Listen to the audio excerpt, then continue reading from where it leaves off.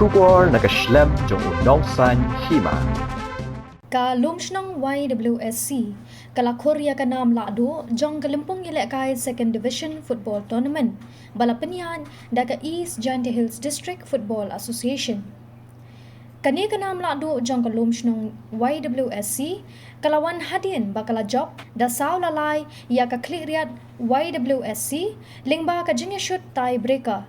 Ha ka jingya kai final kabalalong hamadan artificial turf ding syndrome kliryat ha ka khat pratrik nailar.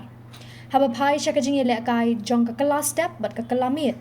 Kalalong ka jingya kai ka ba itanat ha ka ba kirang yele kai jong baro ar ki kenhun kilong para baya biang bor bat omshum ladan manu manuru ki bayo ban penrung ya ka bol hapo ka gol. Hadian kani lara ya ka jingya kai sha ka extra time bat hadian ru ka jingya kai kalong yaringkat bor bat ru ka jingla jongki nong up gol ban kerda ya ka bol ban rung hapo gol. Kumta ban ra ya ka kenhun ka ba job ni ka barem kinong Pyniaid kila penyele no da ka tie breaker.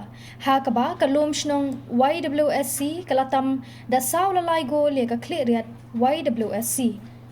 Hadian ka jingya kai la sam khusnam sha ka kenhun Lahduh bat ka kenhun ka baar da ka song pisa ringkat ka trophy bala sam no kongsan utamen basan grimnang dekhar ha ka jingya don lang usembut kongsan uba Moses swear udoloi ka ilaka narpo uba manbha kerdo nalor kinong yelam bat ki dikhot nong kit kam ka Ejhdfa District Football Association. La samru ya ka khusnam player of the match sha uskambor lang rupai jong ka Lumshnong Ywsc u top scorer sha u arlangki sutenga kliryat Ywsc FC u best goalkeeper u Bobison nong tudu na Lumshnong Ywsc but u player of the tournament sha urida o rupai na ka Lumshnong Ywsc. Ha kani kasi laidon lang ru u menteri ka sarkar jilla but u MLA ka kliryat u ba akarman shilla ki MDC ka GHADC bakan top u ba Krison langstang ka kong violet lingdo. Waktu kami izin kami officer hukum kita ini. Waktu susunan, oleh izin That's why I'm sukses.